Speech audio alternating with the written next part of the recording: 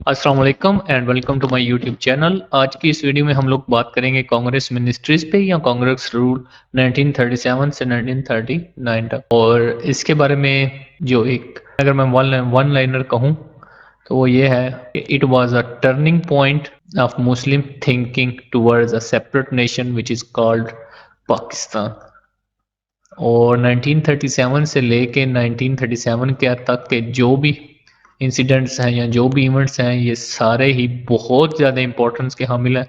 इनमें से कई दफ़ा क्वेश्चन आ चुका है, कई दफ़ा तो 1937 से लेके 1947 तक के जो हालात हैं उनके बारे में एक सिग्निफिकेंस या उनकी एक कह लेंगे समरी पूछ लेता है एग्जामिनर। बहुत दफ़ा आ चुका है 1937 से लेके 1947 तक है। सीएसएस में तो कम लेकिन पीएमएस में काफ़ी दफ़ा ये चीज़ पूछी जा चुकी है।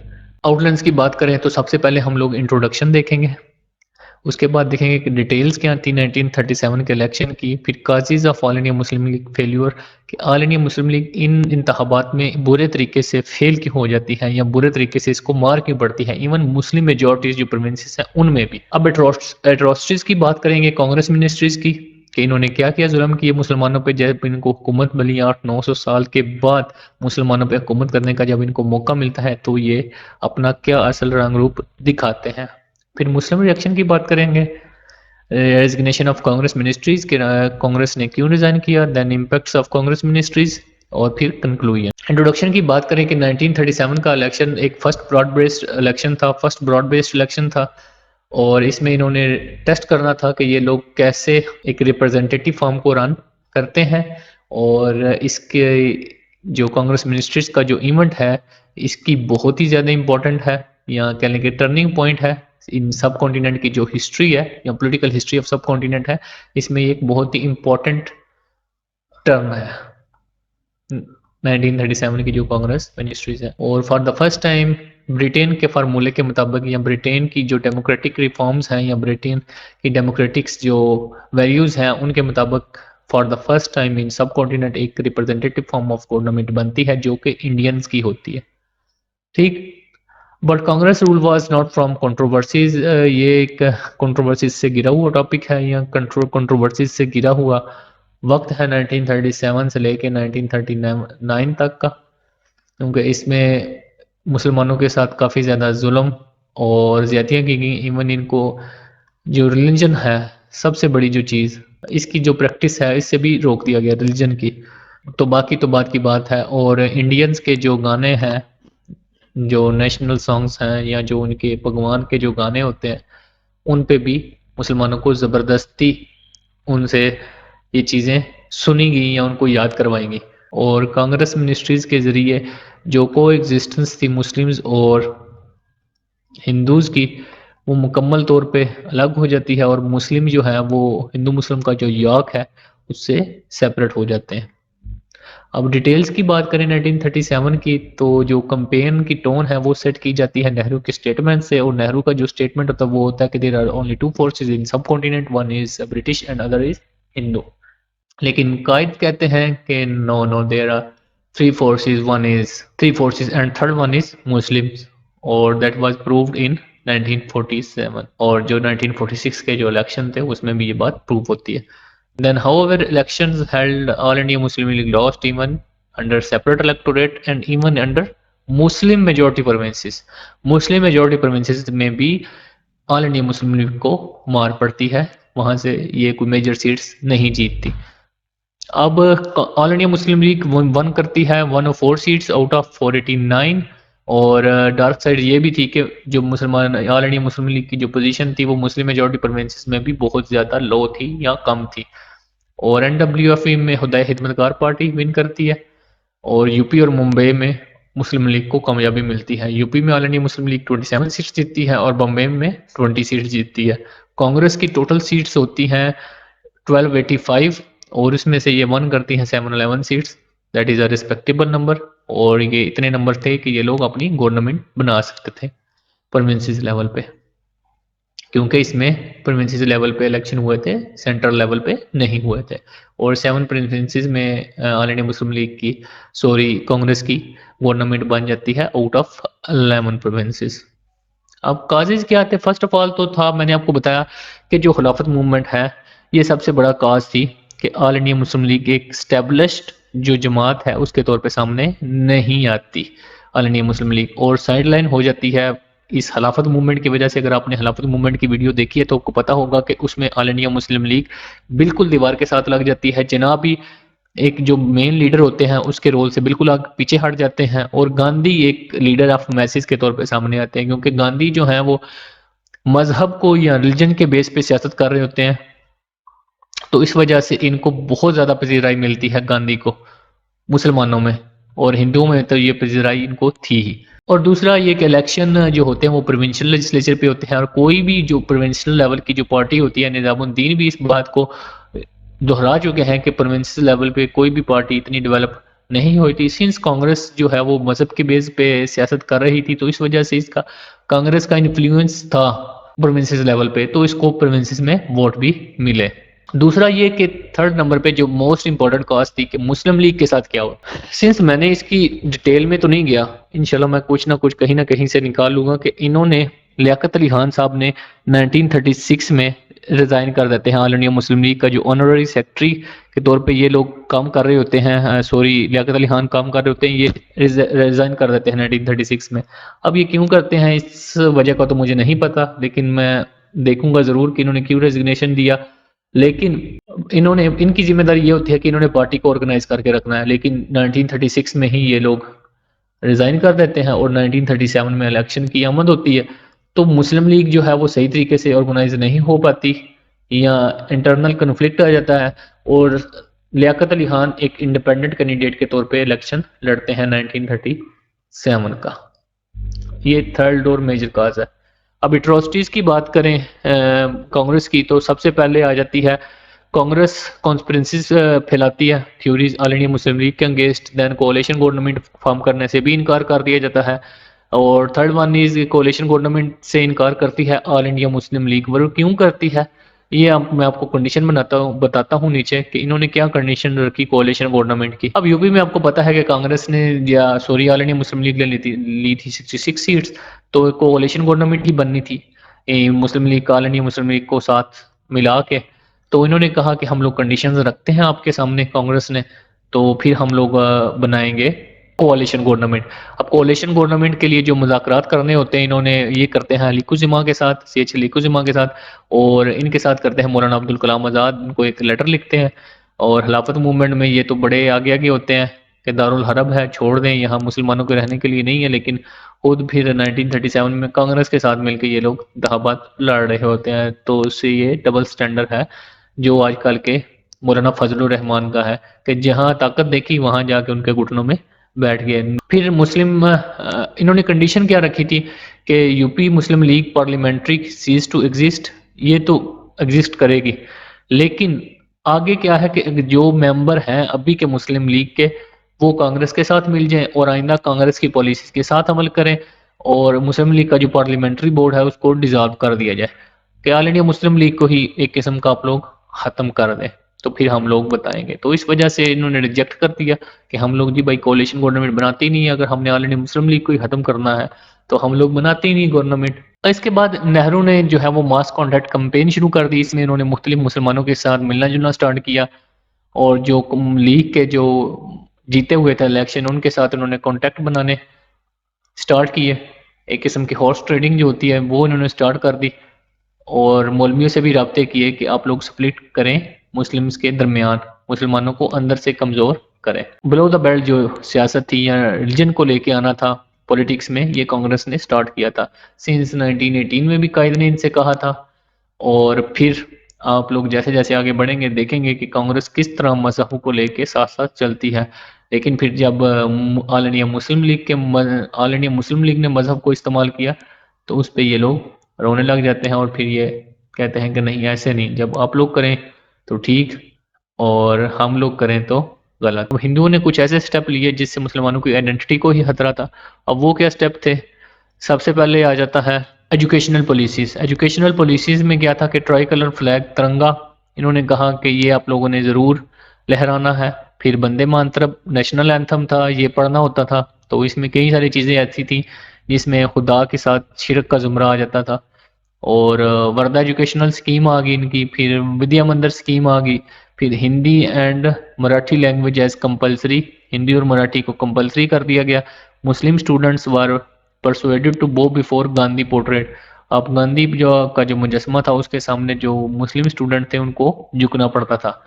इकोनॉमिक एक्सप्लॉयटेशन की गई, फिर मज़हब के साथ इंटरफेरेंस हुई क्योंकि इनको कहा गया कि आपने गाय की कुर्बानी नहीं करनी, तो ये चीज़ें काफ़ी ज़्यादा गलत थी। करप्शन ऑफ कम्युनल वायलेंस, और इसके साथ ही जब आप लोग किसी कम्युनिटी को दबाएंगे ना, सिंस ये मुसलमानों के साथ नहीं है, अगर आप पाकिस्तान में रह के हिंदुओं को दबाएंगे ना तो उनका रिस्पॉन्स आएगा। अब किसी भी कम्युनिटी को उसको ज़्यादा आगे जाके उसके मज़हब को भी आप इंटरफेयर करें, उनकी पर्सनल जो लाइफ है उनको भी इंटरफेयर करें, तो जितना आप एक कम्युनिटी को दबाएंगे तो इन द एंड वो एक वायलेंस क्रिएट होगा। अब कम्युनल राइट्स किस तरह हुए कि 1937 से लेकर 1939 तक जो कम्युनल राइट्स थे वो 57 कम्युनल राइट्स हुए, और इसमें डेथ्स होती हैं 1 लाख से अबव। तो आप लोग अंदाजा कर लें कि किस हद तक जो वायलेंस था वो बढ़ चुका था। और इसका जो एंड रिजल्ट है वो 1947 में आता है, जहां डेथ्स मिलियंस में होती हैं। और ये तो तब है कि जब हम लोग के ऊपर ब्रिटिश भी थे, तो जब ब्रिटिश भी चले जाते हैं तो आप लोग अंदाजा कर सकते हैं कि वायलेंस किस कदर ज्यादा हुआ होगा। अब मुस्लिम रिएक्शन की बात करें तो All India Muslim League tried to cop up the situation through constitutional wars and tried hard to find rapprochement with Hindus. Muslim League ने काफी ज्यादा कोशिश की कि कॉन्स्टिट्यूशन के जरिए चीजों को रिजॉल्व किया जाए, लेकिन इन्होंने मजहब को इस हद तक इंजेक्ट कर दिया था लोगों के अंदर कि वहां से वापसी मुश्किल थी। अभी तक मुसलमानों के अंदर वो जज्बात या वो मजहब को लेके वो जज्बात नहीं थे जो हिंदुओं में थे, इन्होंने भर दिए हुए।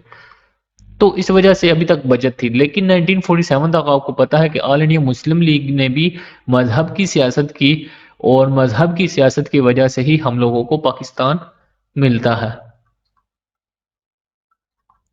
ये मैं फैक्ट्स की बात कर रहा हूँ, तो मैं कोई पाकिस्तान के खिलाफ बात नहीं कर रहा, लेकिन मैं एक फैक्ट की बात कर रहा हूँ। तो जब मुस्लिम लीग, ऑल इंडिया मुस्लिम लीग ने एक मजहब की सियासत स्टार्ट की, तो फिर आपको कम्युनल राइट्स का आपको पता है कि जो 1947 की जो ट्रेजेडी थी वो हम लोग बयान नहीं कर सकते, इस हद तक वायलेंस हुआ, ना सिर्फ मुसलमानों की तरफ से बल्कि हिंदुओं की तरफ से भी। और इसमें थर्ड कम्युनिटी थी सिख भी, पंजाब में।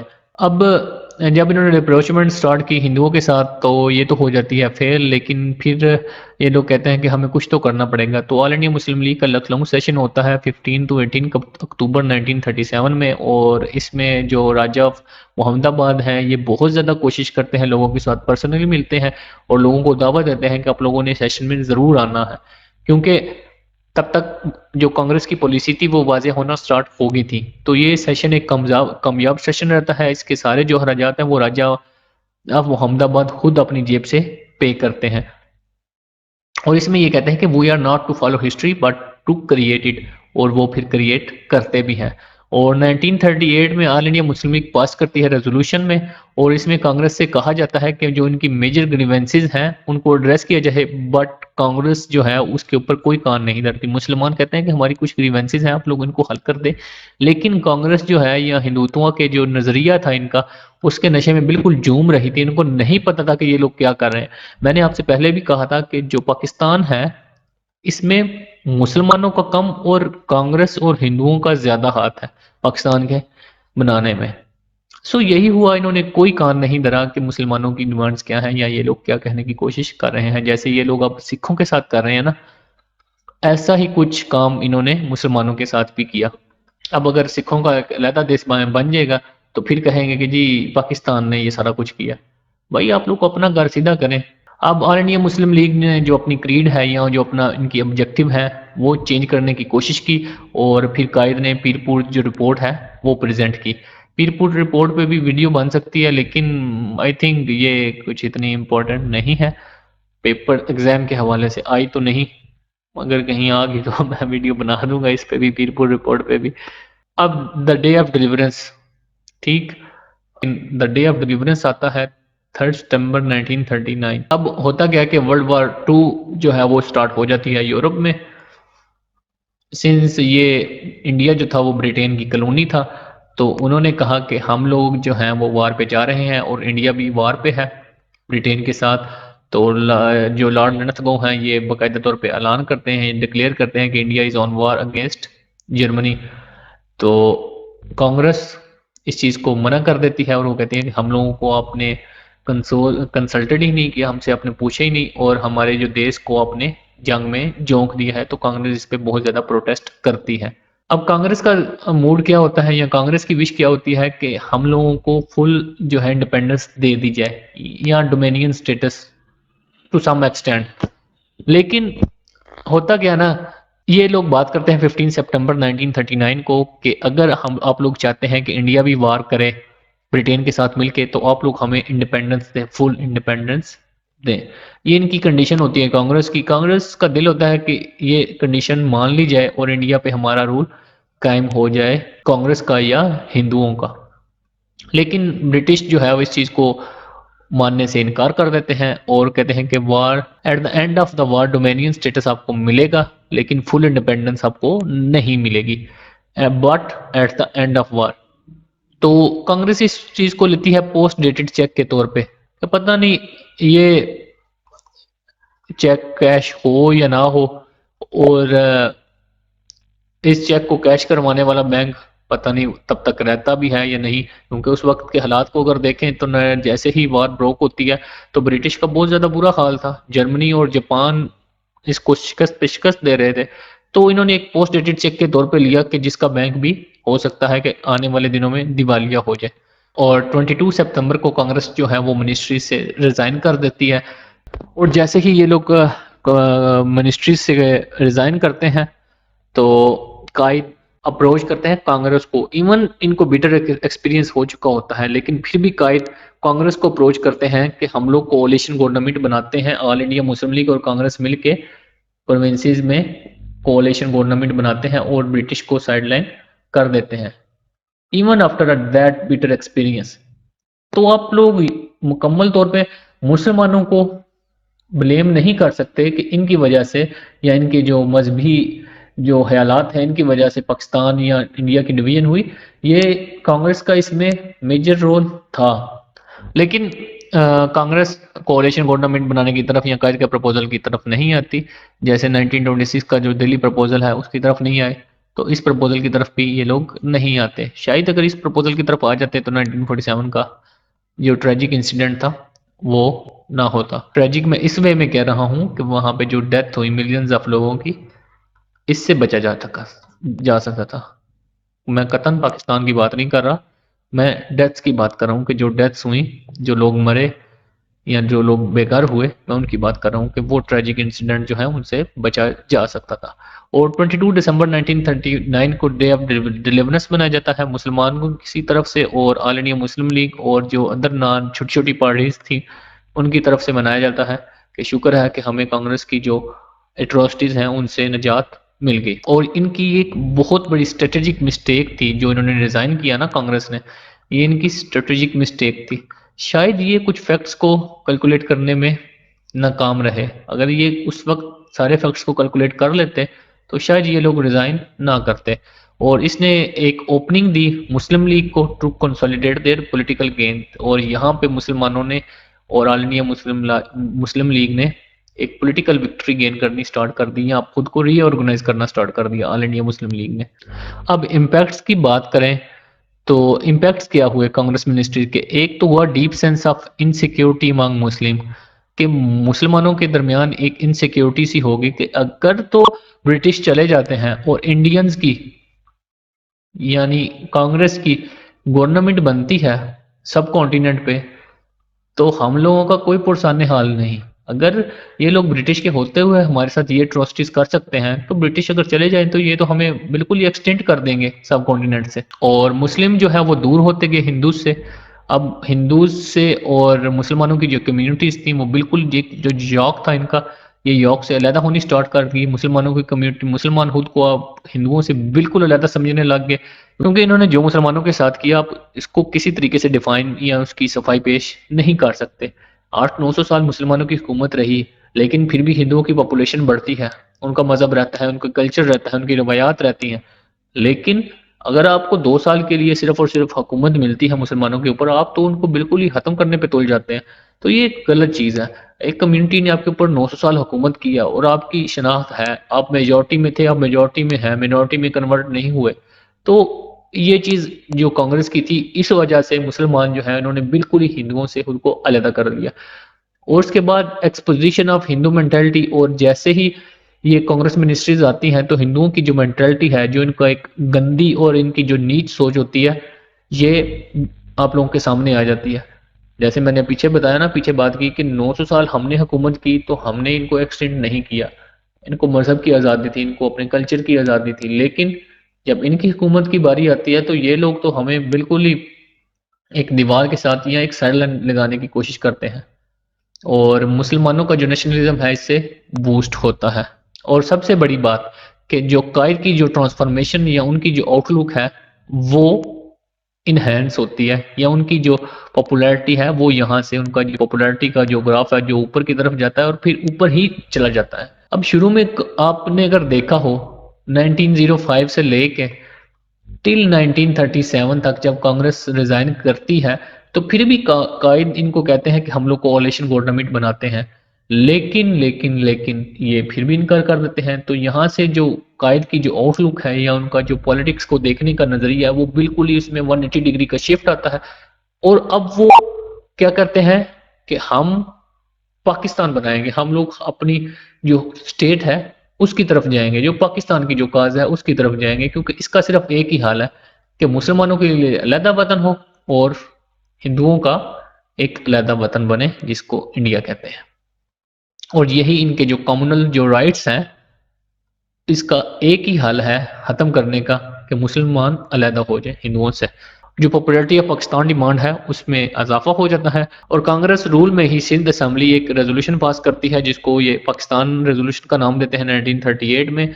और Jinnah instructed Muslim leaders to look into various partition proposal and reports, और जिन्ना तब से ही स्टार्ट कर देते हैं पार्टीशन प्रपोजल की तरफ जाने को। और जैसे ही ये कांग्रेस मिनिस्ट्रीज खत्म होती हैं, जो जो मुस्लिम लीडर्स होते हैं प्रोविंसेस के, जो पहले कांग्रेस के साथ थे, तो अब उनको डर लगने लग जाता है कांग्रेस से, क्योंकि जो कांग्रेस की जो पॉलिसीज थी, वो बिल्कुल भी मुसलमानों के हक में 1% भी फेवरेबल नहीं थी, बल्कि -1% भी आप कहें ना, वो भी फेवरेबल नहीं थी। जो जो मुस्लिम लीडर थे प्रोविंशियल लेवल पे, जिन्होंने पहले कांग्रेस के साथ मिलकर इलेक्शन लड़ा था, तो वो अब जो ऑल इंडिया मुस्लिम लीग का जो कार्ड है वो सिलेक्ट करते हैं, जैसे मौलवी फजलुल हक, सर सिकंदर हैया, सर सादुल्ला खान, ये सारे फिर खाने लग जाते हैं कांग्रेस से, और ये ऑल इंडिया मुस्लिम लीग को ज्वाइन कर लेते हैं। अब emergence of Jinnah as undisputed Muslim leader, और जैसे ही ये कांग्रेस मिनिस्ट्रीज एंड होती हैं, तो जिन्ना को मुसलमानों का एक चैंपियन मान लिया जाता है, एक लीडर मान लिया जाता है। Jinnah rose an undisputed Muslim leader and emerge as spokesperson of league, क्योंकि अब पीछे मैंने आपको कितनी मिसालें दी, कितनी इंसिडेंट हुए कि जहां पे जो कायद की जो विजडम है उसका अंदाजा हो जाता है। जो कायद की पॉलिटिकल विजडम या कॉन्स्टिट्यूशनल विजडम है, उससे आप कोई बंदा भी इनकार नहीं कर सकता। तो वो कायद जो है एक अनडिस्प्यूटेड लीडर के तौर पे सामने आते हैं, और पटना सेशन हो रहा होता है लीग का, जहां पे Mian Firozuddin raise the slogan of Quaid-e Azam. ये भी एक एमसीक्यूज है, एक बहुत इंपॉर्टेंट एमसीक्यूज है कि कायद को जो कायद आजम का लकब है वो मियां फिरोजुद्दीन में दिया, पटना सेशन में दिया और 1938 में दिया। और जो कायद का जो लिबास है वहां से चेंज हो जाता है जिना कैप और शेरवानी के तौर पर, टिपिकल मुस्लिम लीडर ड्रेस। और जैसे ही ये कांग्रेस जो मिनिस्ट्रीज हैं, एक स्ट्रेटेजी गलती करती है, मैंने आपको बताया कि ये इनकी स्ट्रेटेजी मिस्टेक थी। तो इस वजह से होता क्या है कि जो कांग्रेस मिनिस्ट्रीज रिजाइन करती हैं, तो एक पॉलिटिकल वैक्यूम या एक जो पावर वैक्यूम है वो क्रिएट हो जाता है, और अब उस वैक्यूम को फिल करते हैं मुस्लिम्स ब्रिटिश के साथ मिलके। तो अब मुस्लिम जो है वो ब्रिटिश के नज़दीक हो जाते हैं, और अब आके ब्रिटिश को पता चलता है कि there are not two forces in India, there are third one and that is Muslims. तो यहाँ तक बात हो जाती है क्लियर। यहाँ पे कांग्रेस मिनिस्ट्रीज एंड होती हैं, जो कांग्रेस मिनिस्ट्रीज यहाँ पे होती हैं एंड। हम एक समरी देखें तो इंट्रोडक्शन हमने किया, फिर हमने 1937 का इलेक्शन है, इसकी डिटेल्स की, इनकी कितनी सीट्स किसने जीती, कहाँ कहाँ से जीती। फिर कॉजेज देखी हमने कि कॉजेज क्या थी, किस वजह से मुस्लिम लीग फेल होती है। फिर एट्रोसिटीज ऑफ कांग्रेस मिनिस्ट्रीज को डिस्कस किया गया एक डिटेल वे में। उसके बाद इम्पैक्ट्स क्या हुए कांग्रेस मिनिस्ट्रीज के, और फिर एंड पे जो कायद की जो आउटलुक है उस पे हम लोगों ने बात की। सो फिर भी आपका अगर कोई क्वेश्चन है कांग्रेस मिनिस्ट्रीज से रिलेटेड तो kindly let me know in comment section. और अगर आपको लगता है कि मैं कुछ चीज़ भूल गया हूँ कांग्रेस मिनिस्ट्रीज में ऐड करने से तो उसके बारे में भी बता दीजिएगा। और इन द एंड काइंडली मेरे चैनल को सब्सक्राइब कर दें। और अगर आपको लगता है कि ये वीडियो किसी के काम आ सकती है तो इसको काइंडली शेयर कर दीजिएगा दोस्तों के साथ। मिलते हैं फिर नेक्स्ट लेक्चर में जो होगा 1940 की जो पाकिस्तान रेजोल्यूशन या लाहौर रेजोल्यूशन है। मिलते हैं फिर इस वीडियो में। तब तक के लिए इजाज़त दीजिए। अल्लाह हाफिज़।